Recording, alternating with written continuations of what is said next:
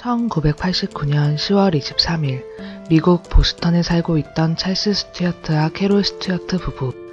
찰스는 모피회사의 총지배인이었고 캐롤은 변호사였습니다. 훈훈한 외모의 유복한 백인으로서 남부러울 것 없이 행복해 보이던 이 부부. 캐롤은 임신 중이었고 부부는 함께 출산 수업에 참석한 후 돌아가는 길이었습니다. 그런데 이날 이 부부에게는 둘 다 총상을 입는 끔찍한 일이 발생했습니다. 도대체 찰스와 캐롤 부부에게 무슨 일이 있었던 걸까요? 찰스의 진술은 이러했습니다. 거친 목소리를 가진 흑인 한 명이 신호등에서 강제로 차에 진입하여 근처 지역인 미션힐로 운전하도록 명령하였고 금품을 갈취한 다음 자신과 아내에게 총격을 가했다고 말이죠. 총상을 입은 찰스와 캐롤은 급하게 병원으로 후송되었고 찰스는 몸통을 맞아 간신히 살아날 수 있었지만 그의 아내 캐롤은 머리에 총을 맞아 결국 사망하고 말았습니다. 게다가 더욱 더 안타까운 건 캐롤 뱃속에 있던 8개월 된 아이는 조산으로 태어날 수밖에 없었고 총격 중 외상과 산소 부족으로 17일 만에 사망하고 말았습니다. 찰스의 진술로 인하여 보스턴은 발칵 뒤집혔습니다.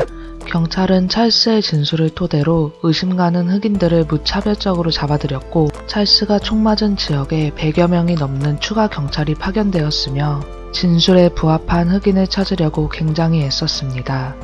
해당 지역의 한 주민은 나는 이곳에서 아파트까지 걸어가는 길에 하룻밤 사이 3번이나 멈춰섰다. 우리 모두가 용의자였다. 라고 말하기도 했다고 합니다.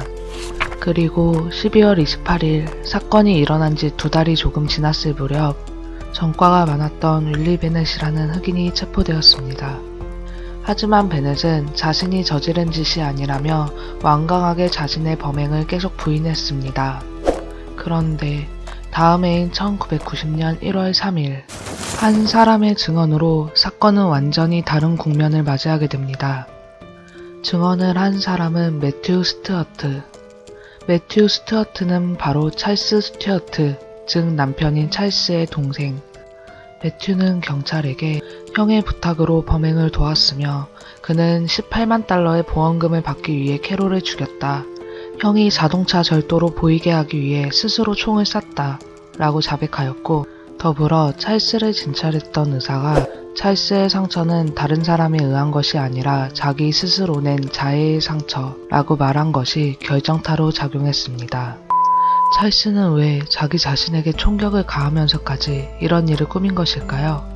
찰스는 아내가 임신한 것이 싫었습니다. 특히 아내가 출산 후 직장을 그만두면 재정 상태가 악화될 것을 걱정했습니다. 찰스는 이전부터 아내를 죽이고 싶다는 생각을 가지고 있었습니다. 또한 찰스에게는 내연녀 데보라 알렌이 있었습니다. 하지만 알렌은 이 관계를 부인했다고 하네요. 더 용서할 수 없는 것은 찰스는 캐롤을 살해하고 범행을 흑인에게 떠넘긴 뒤 캐롤의 보험금을 타내 식당을 차릴 생각까지 계획하고 있었습니다. 임신한 아내를 살해하고 뱃속의 아이를 죽게 한 것도 모자라 죽은 아내의 보험금으로 식당을 차릴 생각까지 하다니 정말 악마가 따로 없는 것 같습니다.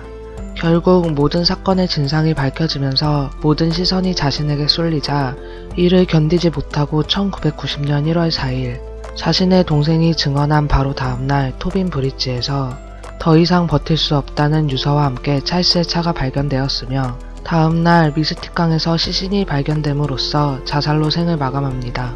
동생인 매튜 스튜어트는 범죄를 은폐한 혐의로 기소되었고 1992년 유죄를 인정하고 5년형을 선고받았습니다.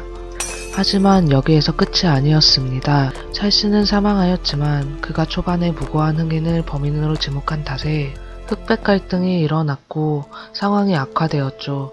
해서 이를 치유하기 위하여 캐롤의 이름을 딴 캐롤 디마이티 스튜어트 장학재단을 설립. 미션힐 주민들에게 장학금을 지급하게 되는 것으로 사건이 마무리되었습니다. 통계에 따르면 2006년 초까지 220여 명의 학생들에게 총 120만 달러의 장학금이 지급되었다고 합니다.